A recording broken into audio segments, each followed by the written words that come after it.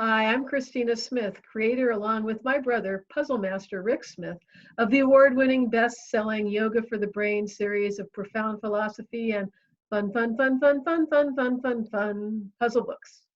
We are celebrating the release of our fifth book in the series, Inspired Wisdom Word Search, featuring 60 contributing authors.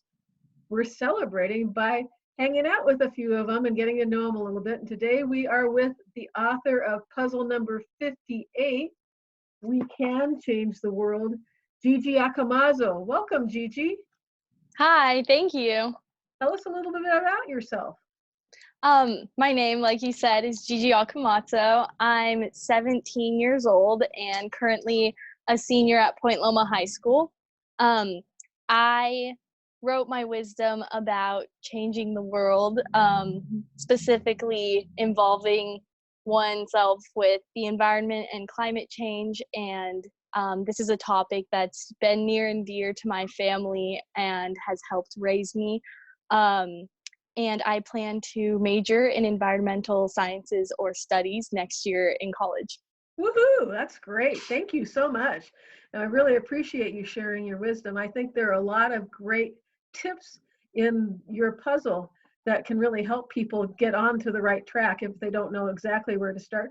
And some of us have started but haven't taken it far enough yet or want to take it further. And I understand you have a website to help people out. Is that right? That is right. So last year, as a school project, I was tasked with creating something, anything, very few guidelines. And I thought this was a great opportunity to kind of reach out and make it accessible for people to buy products that replace the use of single-use plastics. So on my website, happyearthdaytoyou.org, you can purchase metal straws, mesh produce bags, or beeswax wraps to use in place of plastic straws, Ziploc little plastic bags, and the plastic grocery bags. So do you feel like people are excited to do that, or are they a little trepidatious, or what have you found so far? Um, I've found that actually a lot of people do use metal straws, which is really awesome. And obviously living in California, a lot of people um, are aware that the single-use plastic ones are not as easy to get a hold of anymore with like recent laws. And there's a lot more awareness now about plastic straws particularly. I do see a lot of people still use Ziploc bags, not to just name drop the company, but the style of that. And that's why I really like the beeswax wraps, because they're um, very sustainable. You can use them in a lot of different ways for food storage and like to cover lids on jars. And it just replaces a very wasteful item that a lot of people use for convenience. So, Well, yeah, you use it for 20 minutes or 2 hours, right? yeah. So those are the kinds of items that are top on the list to replace, is the ones that are you only use for, less than 24 hours for the most part, right? Yes. So if we were able to just do that, what kind of an impact would that make? So I don't have the statistics off the top of my head, but there are, I think, around a few billion straws used every month, possibly, in the US alone. And there's just a lot of plastic pollution. And living near the coast, obviously, we see the effects on our beaches being littered with plastic and our marine life being affected.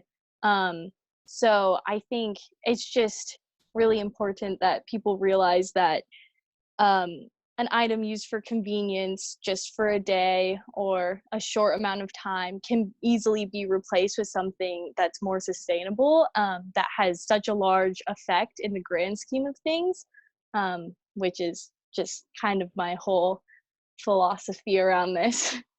So you call your puzzle, We Can Change the World. And it's true, right? Even I can change the world, even you can change the world. Anybody who's watching can change the world just one step at a time. Is that right? Yes, What I do. advice? What advice would you Sorry. give to someone if they feel like, why would I make a difference? So I think that a lot of people do have this mindset. We view ourselves as very small, possibly insignificant individuals in the whole process, especially with topics as large as global climate change and plastic pollution. But I think that's the whole block with this issue, is that we do have that mindset, because just from one person's individual actions, there are so many consequences that benefit from whatever they're doing.